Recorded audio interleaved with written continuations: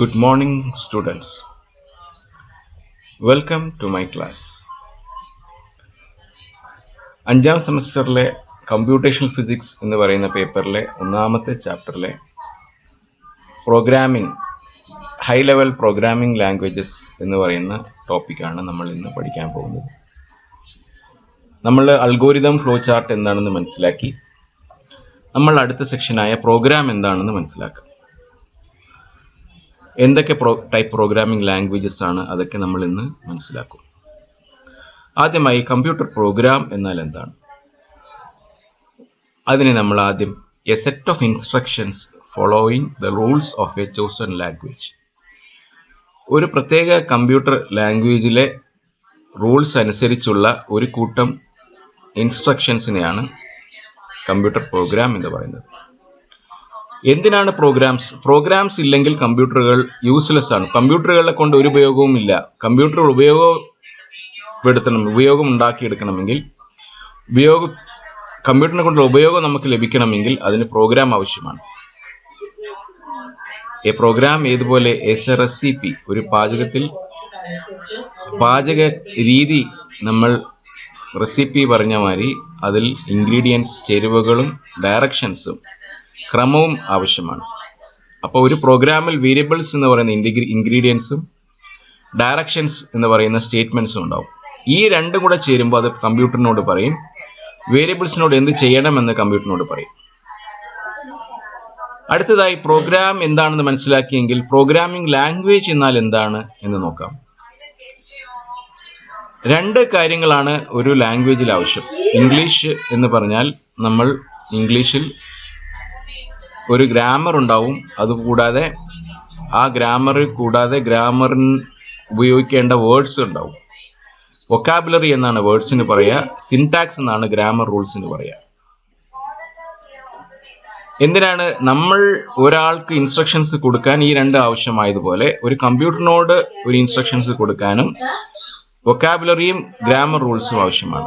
അപ്പോൾ programming language അല്ലെങ്കിൽ computer ലാംഗ്വേജിലും ഈ രണ്ട് കാര്യങ്ങളും ഉണ്ടായിരിക്കും. അതായത് വൊക്കാബുലറി എന്ന് പറയുന്ന കമ്പ്യൂട്ടർ ലാംഗ്വേജിലേക്കുള്ള വേർഡ്സുകളും അല്ലെങ്കിൽ കീ വേർഡ്സും, പിന്നെ ഈ പ്രോഗ്രാമിംഗ് ലാംഗ്വേജ് ഫോളോ ചെയ്യേണ്ട ചില റൂൾസുകളുമുണ്ട്. എന്താണ് ഇതുകൊണ്ടുള്ള ഉപയോഗം? പ്രോഗ്രാമിംഗ് ലാംഗ്വേജ് ഉപയോഗിച്ചുകൊണ്ട് നമുക്ക് കമ്പ്യൂട്ടർ പ്രോഗ്രാംസ് ക്രിയേറ്റ് ചെയ്യാൻ പറ്റും. കമ്പ്യൂട്ടറിനെ ഉപയോഗിച്ച് നമുക്ക് പല കാര്യങ്ങൾ ചെയ്യാൻ പറ്റും. The term programming language usually refers to the high level language. സാധാരണയായി പ്രോഗ്രാമിംഗ് ലാംഗ്വേജുകൾ ഹൈ ലെവൽ ലാംഗ്വേജുകളെയാണ് നമ്മൾ ഉപയോഗിക്കുന്നത്. Such as BASIC, C, C++, COBOL, Fortran, Ada and Pascal. Programming ലാംഗ്വേജുകൾ നമ്മൾ എഴുതുന്ന ഹൈ ലെവൽ ലാംഗ്വേജ് ആണെങ്കിലും അത് കമ്പ്യൂട്ടറിനെ മനസ്സിലാക്കാൻ വേണ്ടി കമ്പ്യൂട്ടറിനെ യഥാർത്ഥത്തിൽ മനസ്സിലാകുന്ന ഭാഷ എന്താണ്? മെഷീൻ ലാംഗ്വേജ് ആയതുകൊണ്ട് നമ്മൾ എഴുതുന്ന ഒരു ഹൈ ലെവൽ ലാംഗ്വേജിനെ കമ്പ്യൂട്ടറിനെ മനസ്സിലാകുന്ന മെഷീൻ ലാംഗ്വേജിലേക്ക് ട്രാൻസ്ലേറ്റ് ചെയ്യാൻ ഒരു കമ്പൈലർ അല്ലെങ്കിൽ ഇന്റർപ്രറ്റർ എന്ന് പറയുന്ന സംഭവം ആവശ്യമാണ്. അപ്പോൾ എന്താണ് കമ്പൈലറും ഇന്റർപ്രറ്റർ എന്ന് വെച്ച് കഴിഞ്ഞാൽ, the high level language can be converted into machine language for the computer to understand using a compiler or interpreter. So compiler എന്ന് വെച്ചാൽ എന്താ? is to transform a program written in a high level programming language from the source code to the object code. So a compile is to transform. നമ്മൾ high level programming language എഴുതിയിരിക്കുന്ന പ്രോഗ്രാമിനെ from source code to object code. A compiler reads the whole source code and translates it into a complete machine code program to perform the required task, which is output as a new file. അതായത് ഒരു full പ്രോഗ്രാമിനെ ഒന്നായിട്ട് ആ source കോഡിനെ translate ചെയ്ത് അത് machine ലാംഗ്വേജിലേക്ക് മാറ്റുന്ന ജോലിയാണ് എന്ത് ചെയ്യുന്നത്? ഒരു കമ്പൈലർ ചെയ്യുന്നത്. അപ്പോൾ ഒരു പ്രോഗ്രാമിനെ ഒറ്റ ഫയലായി ട്രാൻസ്ലേറ്റ് ചെയ്ത് മെഷീൻ ലാംഗ്വേജായി മാറ്റുന്ന ജോലി ചെയ്യുന്നതിനെയാണ് കമ്പൈലർ എന്ന് പറയുന്നത്. അതേസമയം ഇന്റർപ്രറ്റർ എന്ന് പറയുന്നത് ഇതേപോലെ തന്നെ ട്രാൻസ്ലേറ്റ് ചെയ്യുന്നത് തന്നെയാണ് instructions written in higher level language. ഒരു ഹൈ ലെവൽ ലാംഗ്വേജിൽ എഴുതിയിരിക്കുന്ന ഒരു പ്രോഗ്രാം തന്നെയാണ് ഇന്റർപ്രറ്റർ. എന്താണ്? ഓരോ ഇൻസ്ട്രക്ഷനും ഒരു ലൈൻ ഒരു സമയത്ത് ഓരോ ലൈനിനെയും അതേ സമയത്ത് തന്നെ മെഷീൻ ലാംഗ്വേജിലേക്ക് മാറ്റുന്നതിനെയാണ് ഇന്റർപ്രറ്റർ എന്ന് പറയുന്നത്. അപ്പോൾ ഇന്റർപ്രറ്ററും കമ്പൈലറും തമ്മിലുള്ള വ്യത്യാസം എന്ന് വെച്ചാൽ കമ്പൈലർ ഒരു പ്രോഗ്രാമിനെ ഒന്നായിട്ട് മെഷീൻ ലാംഗ്വേജിലേക്ക് കൺവേർട്ട് ചെയ്യുമ്പോൾ ഇന്റർപ്രറ്റർ ലൈൻ ബൈ ലൈൻ ആയിട്ട് കൺവേർട്ട് ചെയ്യും. Computer programming is the process of writing, testing, debugging and maintaining the source code of computer programs. എന്താണ് പ്രോഗ്രാമിംഗ് എന്ന് വെച്ച് കഴിഞ്ഞാൽ the process of writing, testing, debugging and maintaining the source code. ഇത്രയും process ചെയ്യുന്നതിനാണ് programming എന്ന് പറയുന്നത്. Source code സാധാരണ C++, Java, Perl ഇതിലൊക്കെയാണ് എഴുതാറുള്ളത്. A programmer is someone who writes a computer program. ഈ കമ്പ്യൂട്ടർ പ്രോഗ്രാം എഴുതുന്ന ആളിനെ പ്രോഗ്രാമർ എന്ന് വിളിക്കും. Computer programmers write, test and maintain programs or softwares that tell the computer what to do. So ഒരു പ്രോഗ്രാമിന് ആവശ്യമായ സ്കിൽ എന്തൊക്കെയാണ്? Programming, writing computer programs for various purposes, writing, communicating effectively with others in writing as indicated by the needs of the audience. ആദ്യമായി ഒരു computer പ്രോഗ്രാമിന് ഒരു പ്രത്യേക ആവശ്യത്തിന് വേണ്ടി ഒരു പ്രോഗ്രാം എഴുതാനുള്ള കഴിവുണ്ടായിരിക്കണം. പിന്നെയോ communicating effectively with others in writing, ഓഡിയൻസിന്റെ നീഡ്സിനനുസരിച്ചുള്ള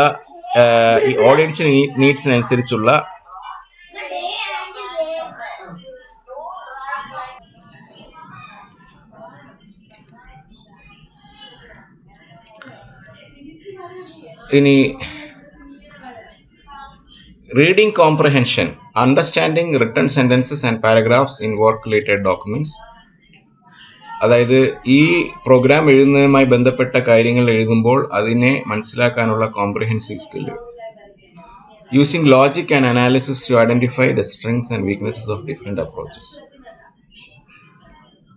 നമ്മൾ അതുകൊണ്ട് using logic and analysis to identify the strengths and weaknesses of different approaches. Critical thinking, അതായത് വളരെ കലുങ്കുഷമായി ചിന്തിക്കാനുള്ള കഴിവ്. ലോജിക്, അതായത് വളരെ ചിന്തിക്കാനുള്ള കഴിവുണ്ടായിരിക്കണം. അതിനെ ചിന്തിച്ചാൽ മാത്രം മതി അതിനെ അനലൈസ് ചെയ്യുക, അതിനെ വിലയിരുത്തുകയും അതിനെ ഐഡന്റിഫൈ, ഏതൊക്കെയാണ് നല്ലത്, സ്ട്രെങ്തും വീക്ക്നെസ്സും ഐഡന്റിഫൈ ചെയ്യാനുള്ള കഴിവുകൾ ഉണ്ടായിരിക്കണം. Computers and electronics, knowledge of electric circuits, processors, chips, computer hardwares, mathematics അറിഞ്ഞിരിക്കണം. ഓറൽ എക്സ്പ്രഷൻ, കമ്മ്യൂണിക്കേറ്റ് ചെയ്യാനുള്ള, മറ്റുള്ളവരുമായി കമ്മ്യൂണിക്കേറ്റ് ചെയ്യാനുള്ള അറിവുണ്ടായിരിക്കണം. പിന്നെ oral comprehension, the ability to listen to and understand information and ideas presented through the spoken words and sentences. Written expression, എഴുതിയ കാര്യങ്ങൾ മനസ്സിലാക്കാനുള്ള കഴിവുണ്ടായിരിക്കണം. Written comprehension, the ability to read and understand information and ideas presented in writing. Deductive reasoning, എന്താണ് reasoning എന്ന് പറഞ്ഞാൽ the ability to apply general rules to specify problems. ഒരു കാര്യം ചിന്തിച്ച് അത് എന്താണ് കാരണം കണ്ടുപിടിക്കാനുള്ള കഴിവുണ്ടായിരിക്കണം. Finding ways to structure or classify multiple pieces of information. പല തരത്തിലുള്ള പല അറിവുകളെ നമ്മൾ എന്ത് ചെയ്യണം, ക്ലാസിഫൈ ചെയ്ത് സ്ട്രക്ചർ ചെയ്യാനുള്ള കഴിവ്.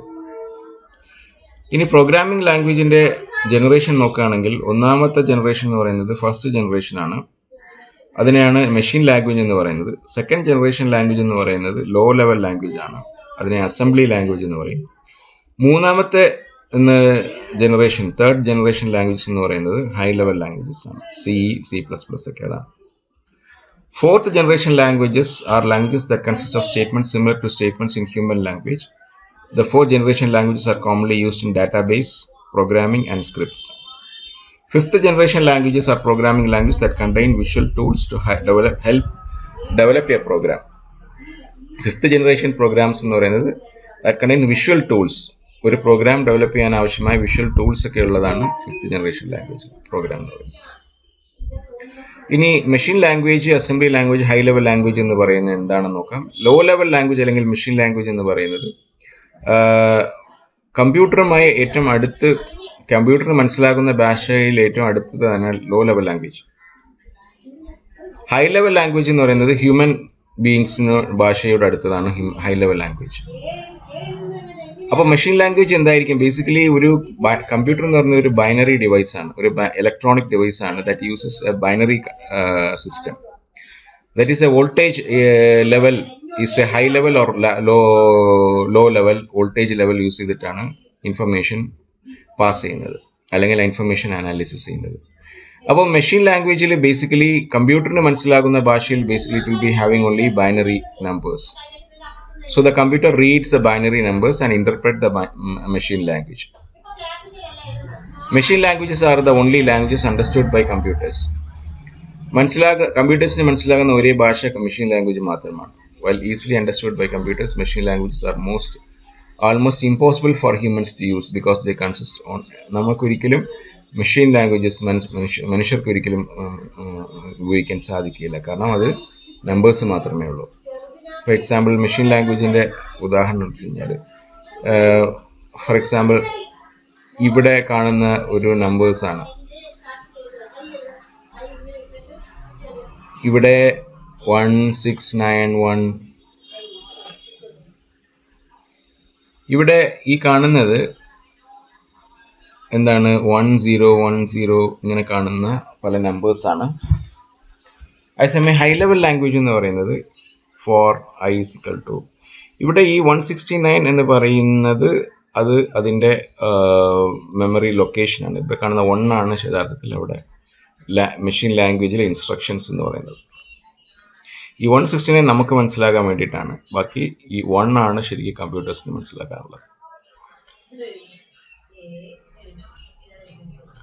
So machine language, an example, let us say an electric toothbrush has a processor and main memory. The processor can rotate the bristles left and right and can check the switch on or off switch. The machine instructions are 1 byte long and correspond to the following machine operations. So machine instructions, for example, ഇത് 00 എല്ലാം 0 ആണെങ്കിൽ stop ആവും, 1 ആണെങ്കിൽ rotate the bristles left, 10 ആണെങ്കിൽ rotate bristles right, 100 ആണെങ്കിൽ go back to the start of the program, 1000 ആണെങ്കിൽ skip next instruction if switch is off. Assembly language എന്ന് പറയുന്നത് എന്താണ്? The program written in assembly language consists of a series of instructions that correspond to a stream of executable instructions when translated by an assembler that can be loaded into memory and executed. Assembly languages use keywords and symbols much like English to perform a programming language, but at the same time introduce any problem. എന്താണെന്ന് വെച്ച് കഴിഞ്ഞാൽ, അതായത് ഈ assembly language യഥാർത്ഥത്തിൽ machine ലാംഗ്വേജുമല്ല, high level ലാംഗ്വേജുമല്ല. പക്ഷേ ആ assembly ലാംഗ്വേജിൽ ആ കൂടിയുള്ളത് ഒരു നിമോണിക് ഇൻസ്ട്രക്ഷൻസ് ആണ്. ആ ഇൻസ്ട്രക്ഷൻസ് എന്ന് പറയുന്നത് basically that corresponds to a executable instructions when translated by an assembler. ഈ അസംബ്ലി ലാംഗ്വേജിൽ എഴുതിയിരിക്കുന്ന ഒരു ഇൻസ്ട്രക്ഷൻസിനെ ട്രാൻസ്ലേറ്റ് ചെയ്താൽ, അതിനെ ഒരു അസംബ്ലർ വെച്ച് ട്രാൻസ്ലേറ്റ് ചെയ്താൽ that can be loaded into a memory.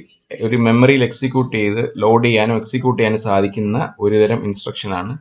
ഇപ്പോൾ അതിൽ കാണുന്നത് ഒരു കോഡുകളാണ്. യഥാർത്ഥത്തിൽ അസംബ്ലി ലാംഗ്വേജിൽ ഉപയോഗിക്കുന്നത് കംപ്ലീറ്റ് ഹൈ ലെവൽ ലാംഗ്വേജ് പോലെയുള്ള സ്റ്റേറ്റ്മെൻറ്റ്സ് അല്ല, മറിച്ച് ഒരു നിമോണിക് കോഡ്സ് ആണ്. That is like uses only keywords and symbols. So ഈ കീവേഡ്സും സിമ്പിൾസും ഇംഗ്ലീഷിലായിരിക്കും, പക്ഷേ that is not like a English language, but it uses the words of the English language. So but at the same time it has a problem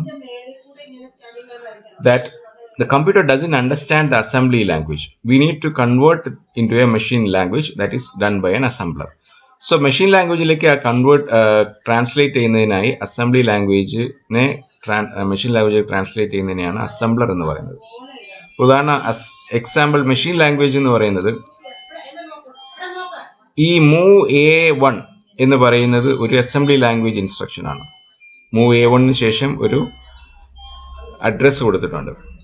അപ്പോൾ ഇതിനൊരു meaning ഉണ്ട്. ഈ meaning എന്ന് പറയുന്നത് കമ്പ്യൂട്ടറിലേക്ക് അസംബ്ലർ ട്രാൻസ്ലേറ്റ് ചെയ്യുമ്പോൾ 1011 000 അങ്ങനെ കുറേ numbers, that is only having 1 and 0.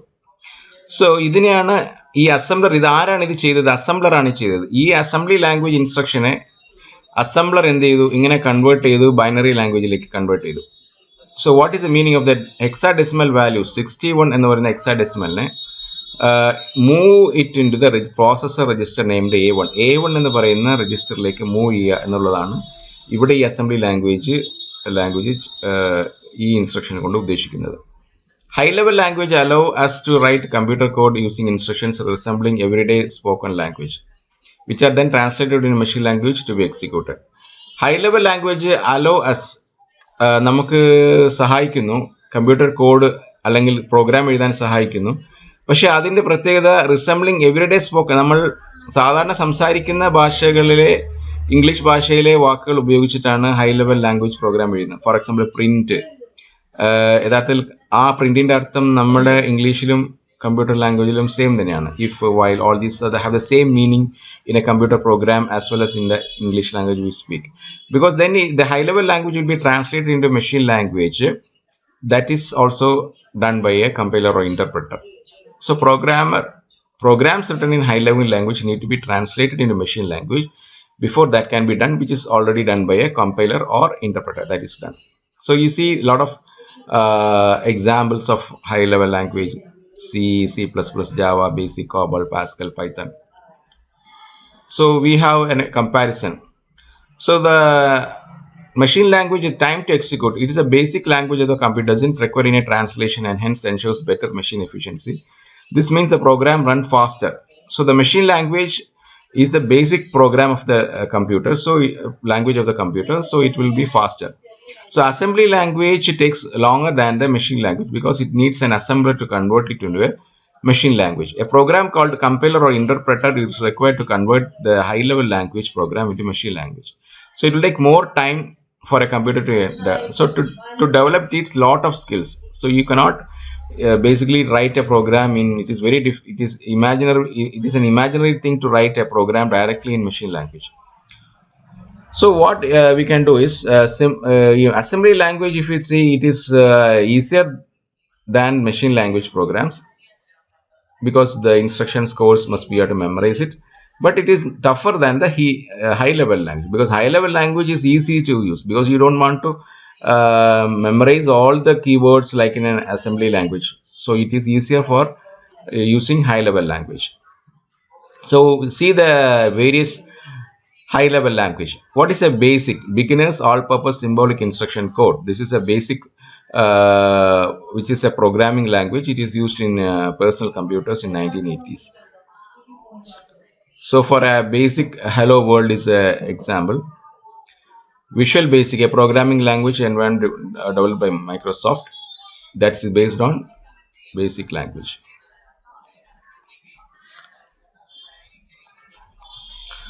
So C is another high-level language. It is developed by Dennis Ritchie at Bell Labs in the 1970s. C is much closer to the assembly language that are most other high-level languages. The first major program written in C was a Unix operating system.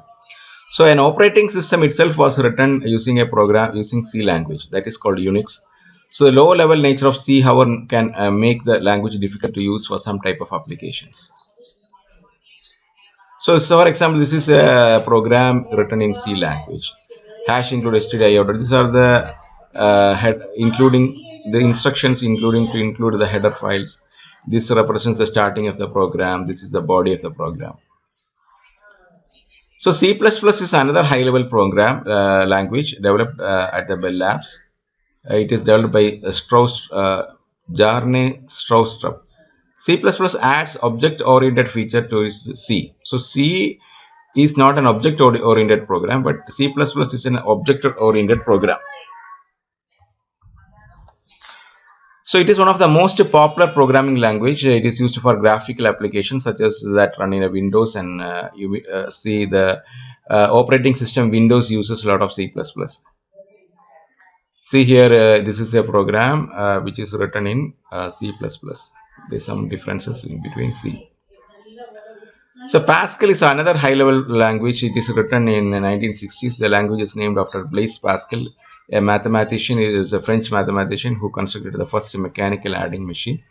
It is used mostly for a teaching language. Java is another high-level language developed by Sun Microsystems. The Java was originally called OAK and was designed for handheld devices and set-top boxes. So it was initially OAK, and that was unsuccessful. So in 1995, Sun Systems, that is a Microsystem, that is a organization like a Microsoft, it is another company, and they changed the name to Java and modified the language to take the advantage of wide web. That is the World Wide Web. That is the internet. So it is a general purpose programming language with a number of features that make the language well suited for use on the World Wide Web. So this is an example showing a program written in Java. So how will you decide which program I have to use? So you have to think which is your server platform, the server software you're running, your budget, previous experience in programming, the database you have chosen for your backend. All these things have to be taken into consideration while you use choosing a program. So thus we come to the end of this class. Thank you.